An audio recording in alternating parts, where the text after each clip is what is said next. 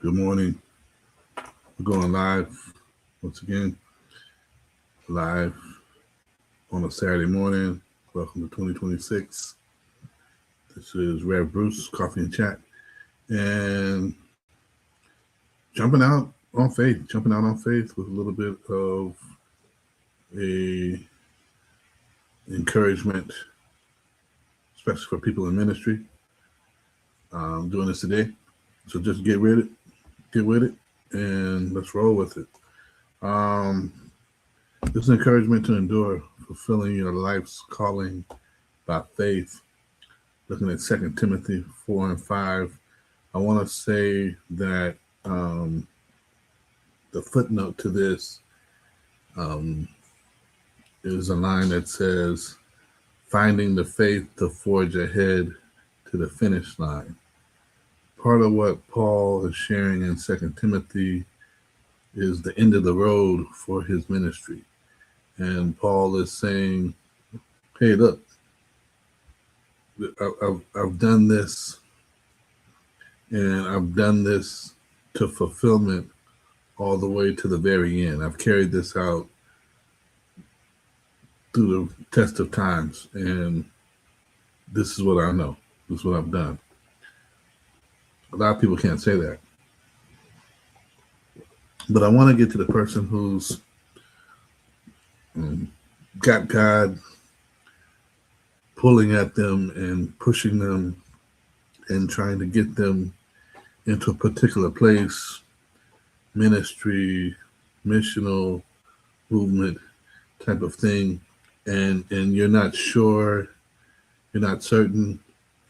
And let me give you the briefest version of an interpretation of that I can in plain English. You're not alone. That's plenty of us. And in figuring out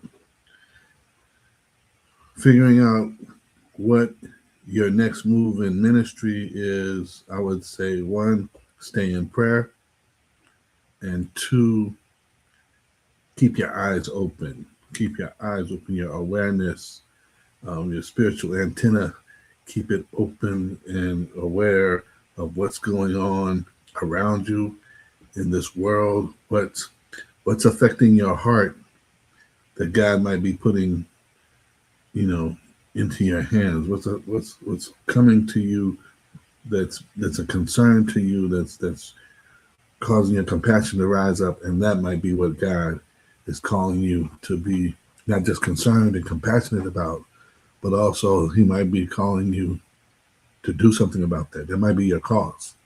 That might be the thing that you champion. Who knows?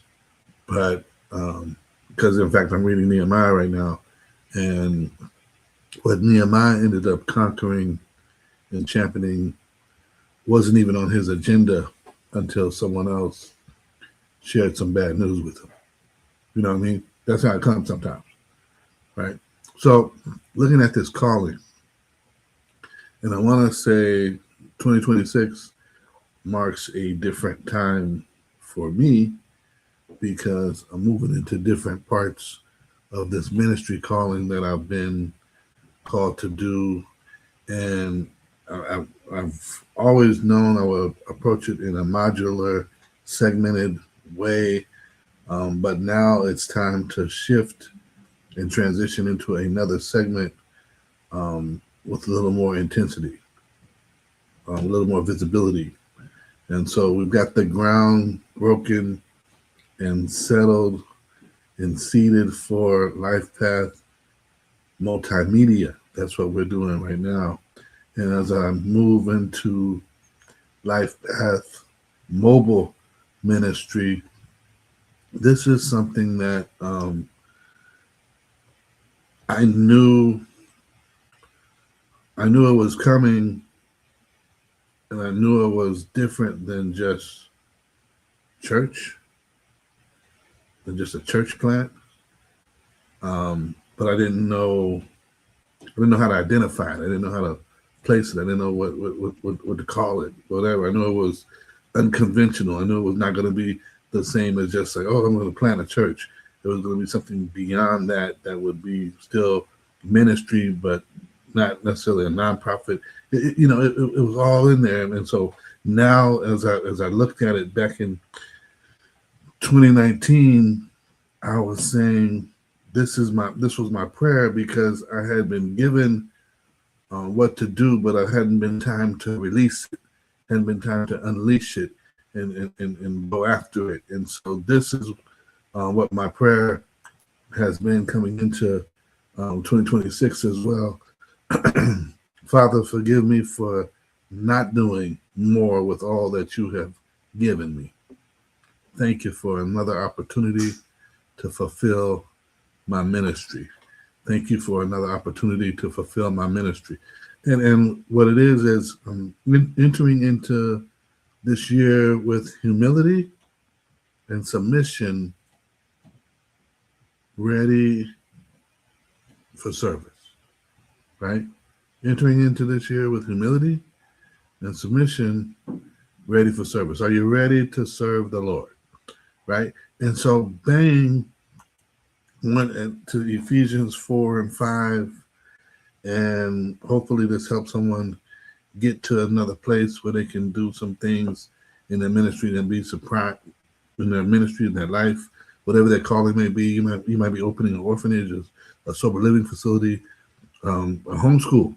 You might have mastered homeschooling for yourself and your children, and the Lord may be guiding you to lead other people. And how do you do that homeschool thing and be at peace with yourself and your family, and how can you help others? And so here it goes. This is what Paul was writing to Timothy, 2 Timothy 4 and 5. This is the ESV. He says, as for you, always be sober-minded, endure suffering, do the work of an evangelist, fulfill your ministry. 2 Timothy 4 and 5, the English Standard Version. I just want to say there's these three things. Three things. You've got to endure the hard times. Well, why would we say endure the hard times? He talked about being sober-minded. I already warned you about that.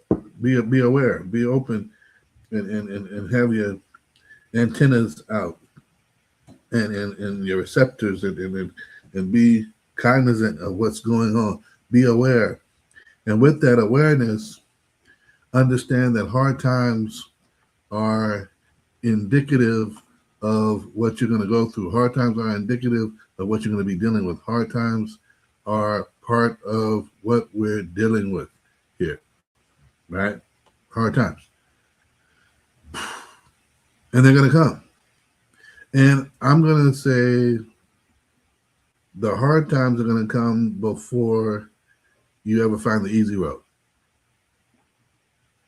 The hard times are going to come before you ever find any success.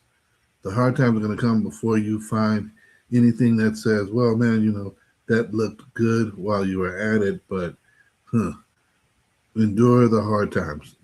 Deal with them. Deal with them and do the thing God called you to do. Get it?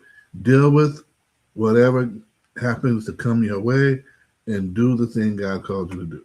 That's the safest thing, most biblically sound thing I can say. When people don't do it God's way, you can look in the Bible. It goes all haywire and messed up and all junked up. Moses wasn't supposed to do anything but do what God said, and Moses added to that, with his attitude, and that caused a problem, right?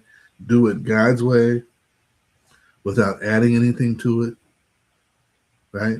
Without adjusting anything about it, and that's the safest way to have it done securely.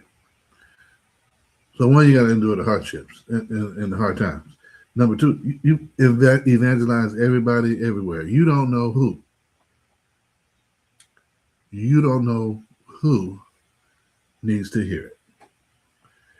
You just know someone needs to hear it. I was having this debate with someone about launching a ministry in prayer, and the question of who are we going to be praying for came up.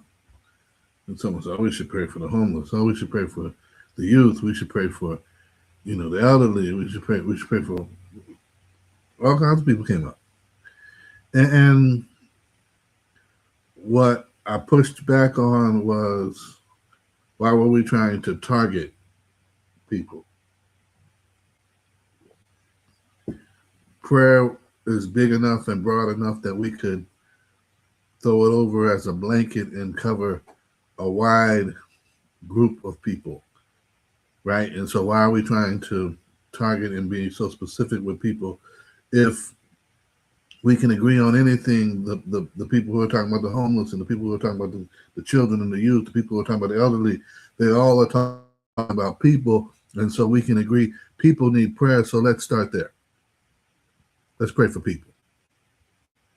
Let's pray for them, and then we can pray with them, right? Come on. Let's pray for people.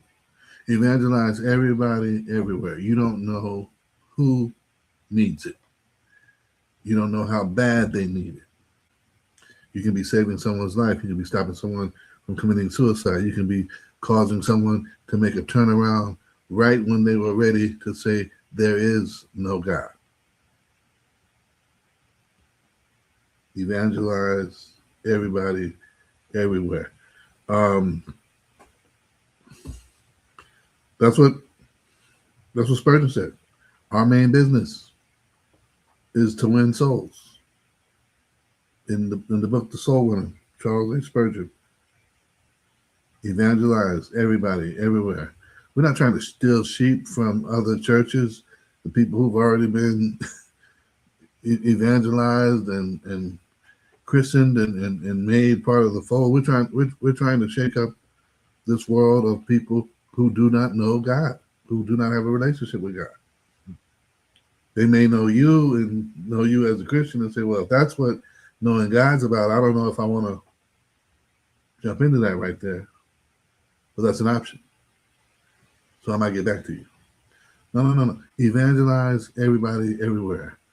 And when I say evangelize, it doesn't mean you have to Bible thump them and beat them over the head with the Bible. What that means is be in place to provide a Christ-like encounter. How do you provide a Christ-like encounter?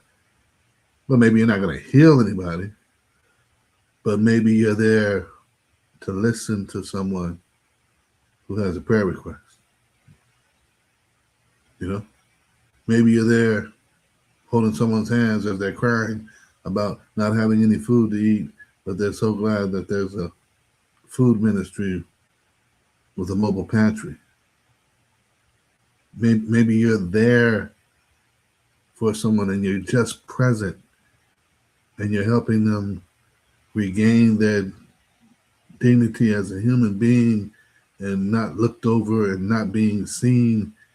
And thank God you're there for them, that you're just present for them for what they need, to meet their need. Isn't that something? So evangelize everybody everywhere, because you don't know what someone necessarily might be going through or dealing with. You don't know how bad they might need it. You don't know who might need it. And then finally, embody your ministry and your mission. Embody it. Be it. It should consume you. It should take up a lot of space in your life. It should cause you to,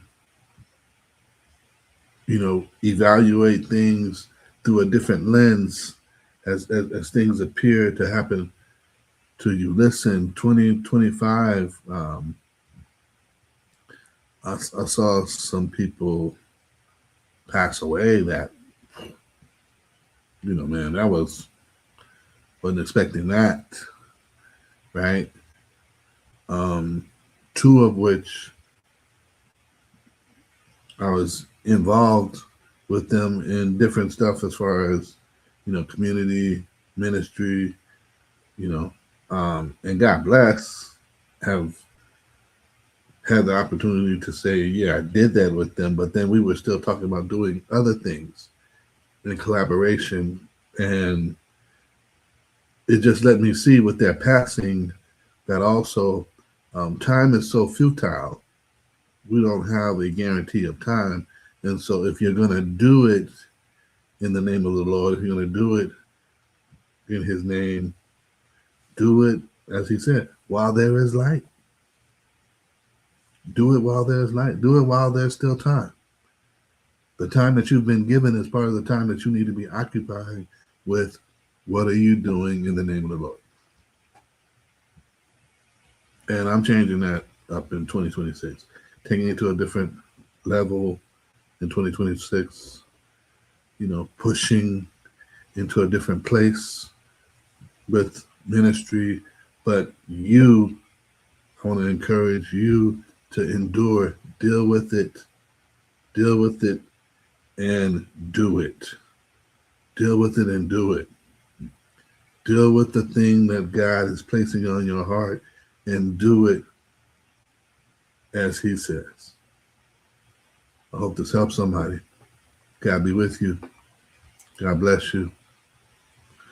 Have a blessed new year and continue to strive for the things that make you better and better each day.